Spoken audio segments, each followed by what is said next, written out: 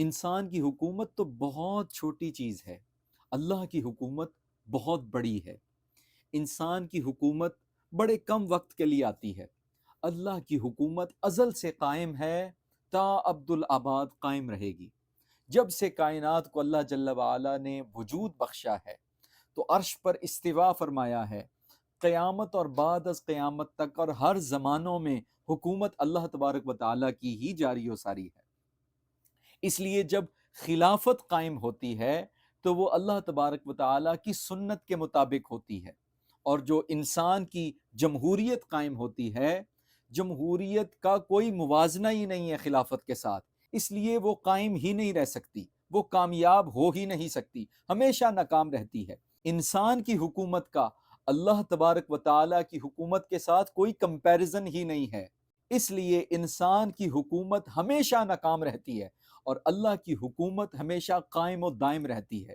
انسان کی حکومت میں حق حقدار تک نہیں پہنچتا، جبکہ اللہ کی حکومت میں سب تک حق پہنچ جاتا ہے۔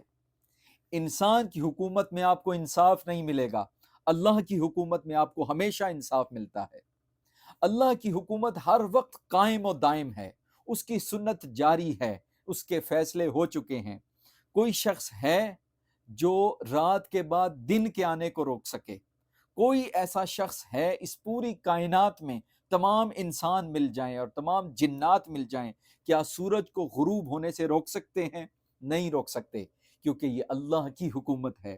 اس دنیا میں، اس کائنات میں، زمین و آسمان میں، ہر جگہ اللہ تبارک و تعالیٰ کی حکومت جاری ہے۔ وہ طاقت اور حکومت بعض علاقوں میں، بعض ملکوں میں کچھ دیر کے لیے آزمائش کے طور پر بعض لوگوں کو امانتاً اللہ تبارک و تعالیٰ عطا کرتا ہے، مگر جیسے ہی وہ اس میں خیانت کرنے لگتے ہیں تو اللہ کی حکومت ہے، اللہ پاک واپس سلب فرما لیتا ہے، اللہ پاک ان سے حکومت چھین لیتا ہے، پھر کسی اور کو منتقل کر دیتا ہے۔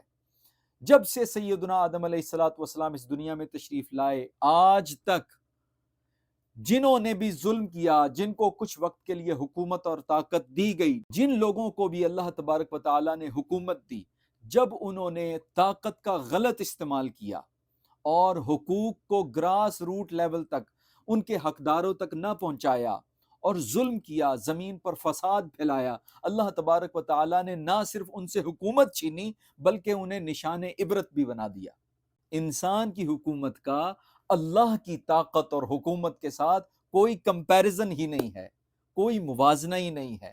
جس کو جو بھی طاقت ملتی ہے اللہ تبارک و تعالیٰ کی امانت کے طور پر ملتی ہے، کچھ وقت کے لیے ملتی ہے، آزمائش کے طور پر ملتی ہے کہ کیا یہ انصاف کی فراہمی کرتا ہے یا نہیں کرتا۔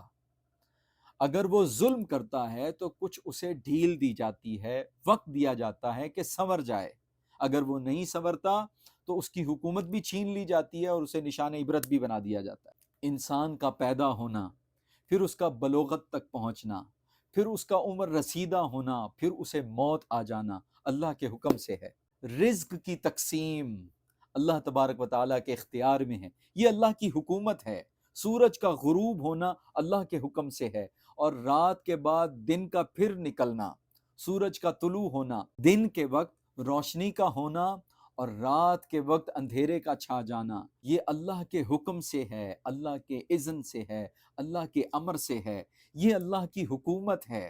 اللہ تبارک و تعالیٰ کی حکومت زمین پر ہے، پھر تحت الثری پر ہے، سمندر کی گہرائیوں پر ہے، آسمان کی بلندیوں پر ہے، پھر بالائے آسمان پر ہے، اور وہ تمام سیاروں پر، کہکشاؤں پر ہے جہاں تک ابھی سائنس اور انسان پہنچ ہی نہیں سکا، پھر جنات پر ہے جو انسانوں سے بھی 10 گنا زیادہ ہیں، اور بہت ساری مخلوقات، ان تمام پر اللہ تبارک و تعالیٰ کی حکومت و سلطنت قائم و دائم ہے۔ یہ ساری کی ساری علامتیں ہیں، یہ تمام اللہ کی علامات ہیں، اللہ جل وعلا کے اقتدار کے نشانات ہیں، اللہ جل وعلا کے طاقت کا ظہور ہے جو ہر وقت وقوع پذیر ہوتا رہتا ہے۔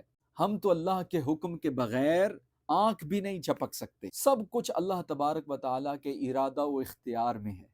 اس لیے انسان کو چاہیے کہ اپنے ارادوں کو، اپنی خواہشات کو اللہ جل وعلا کے تابع کر دے اور ان تمام پیغامات کے تابع کر دے جو انبیاء اکرام علیہ السلام کے ذریعے ہم تک پہنچا۔